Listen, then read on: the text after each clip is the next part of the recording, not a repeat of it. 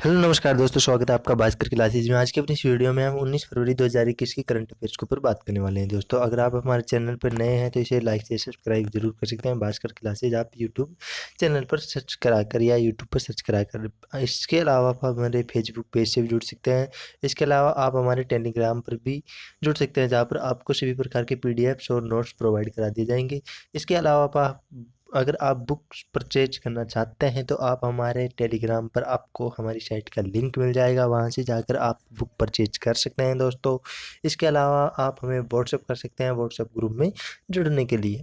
तो चलते हैं दोस्तों आज की करंट अफेयर्स के ऊपर। तो बेंगलुरु में भारत का पहला केंद्रीकृत, यानी केंद्र के द्वारा बनाया जाने वाला है। केंद्रीकृत का मतलब क्या होगा? यहाँ पर केंद्र के द्वारा बनाया जाने वाला है एसी रेलवे टर्मिनल्स आश्चर्यजनक है। तो यानी कि बेंगलुरु में भारत का पहला केंद्रीकृत एसी रेलवे टर्मिनल्स बनाया जाने वाला है। तो केंद्रीय रेल मंत्री पीयूष गोयल ने बेंगलुरु में भारत के पहले केंद्रीकृत एसी रेलवे टर्मिनल्स की झलकियां साझा की है। आगामी सर एम विश्वेश्वरैया टर्मिनल्स अत्याधुनिक सुविधाओं से लैस होगा। तो बेंगलुरु में भारत में पहले केंद्रीकृत एसी रेलवे टर्मिनल का उद्घाटन किया जाना तय है। केंद्रीय रेल मंत्री पीयूष गोयल ने आज इसकी कुछ तस्वीरें साझा की है, वे आश्चर्यजनक लग रही है दोस्तों। तो भारत रत्न सर एम विश्वेश्वरैया के नाम पर शहर में बप्पनहल्ली क्षेत्र में पूरी तरह से कवर किया गया है। रेलवे स्टेशन अत्याधुनिक सुविधाओं से लैस है और हवाई अड्डे जैसी आभा का दावा करता है। दक्षिण पश्चिमी रेलवे ने ये पहले सूचित किया था कि टर्मिनल फरवरी के अंत तक तैयार हो जाएगा। इसके बाद में दोस्तों आईपीएल की बात कर लेते हैं। तो आईपीएल 2021 की नीलामी में कृष्णप्पा गौतम भारतीय खिलाड़ी के लिए सबसे महंगे अनकैप्ड खिलाड़ी बन गए हैं। सीएसके को बेच दिए गए हैं 9.25 करोड़ में। 9.25 करोड़ में। इसके बारे में और डिटेल्स में जाने तो आईपीएल 2021 की नीलामी में कर्नाटक के हरफनमौला खिलाड़ी कृष्णप्पा गौतम को चेन्नई सुपर किंग्स ने 9.25 करोड़ रुपए में बेचा है।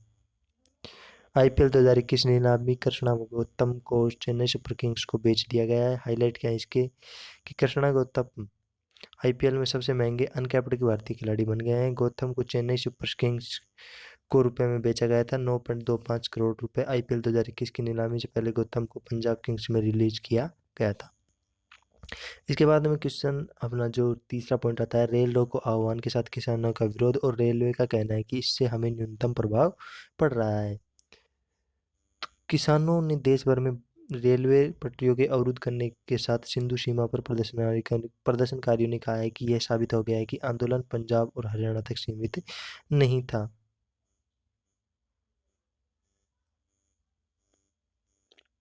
केंद्र के 3 विवादास्पद फोरम कानून को विरोध करने के लिए कानून यूनियनों द्वारा राष्ट्रव्यापी रेलवे रोको का जवाब देते हुए देश के विभिन्न हिस्सों में प्रदर्शनकारियों की रेल पटरियों पर बैठ गए हैं, जिसका परिणाम स्वरूप कुछ देरी हुई है। एक बाद में भारत सिंगापुर सीईओ फोरम प्रमुख हाइलाइट्स।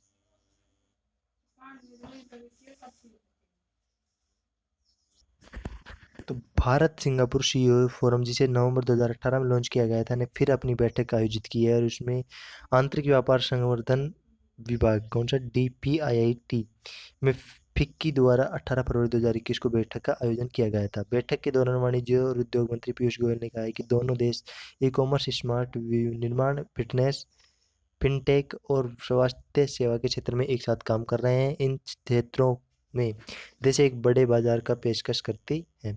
मंत्री ने आगे कहा कि अगर देश इन क्षेत्रों में एक साथ काम करेंगे तो यह लोगों को सर्वश्रेष्ठ उत्पादन देने के लिए भारत अपने प्रयास को बदल देगा। इसके बाद में दोस्तों बात करते हैं पीरामल समूह के को डीएचएफएल को अधिग्रहण करना। भारतीय रिजर्व बैंक 18 फरवरी 2021 को पीरामल ग्रुप द्वारा दीवान हाउसिंग फाइनेंस कॉरपोरेशन लिमिटेड के अधिग्रहण को मंजूरी दे दी है। एक महीने बाद आरबीआई ने यह निर्णय लिया था कि डीएचएफएल के लेनदारों की एक समिति ने पीरामल की बोली के पक्ष में मतदान किया था, तो उसमें 94% को वोट मिले थे। इसके बाद कंपनी के रिजोल्यूशन प्लान को आरबीआई द्वारा अनुमोदित किया गया था। इसके बाद में साइबेरियन मेमथ के दांत से बरामद सबसे पुराना डीएनए। तो साइबेरियाई मेमथ के दांत से वैज्ञानिकों ने रिकॉर्ड में सबसे पुराना डीएनए बरामद किया है साइबेरियाई मेमथ से। हाईलाइट किया इसके डीएनए को स्तनधारियों की दाढ़ से निकाला गया था।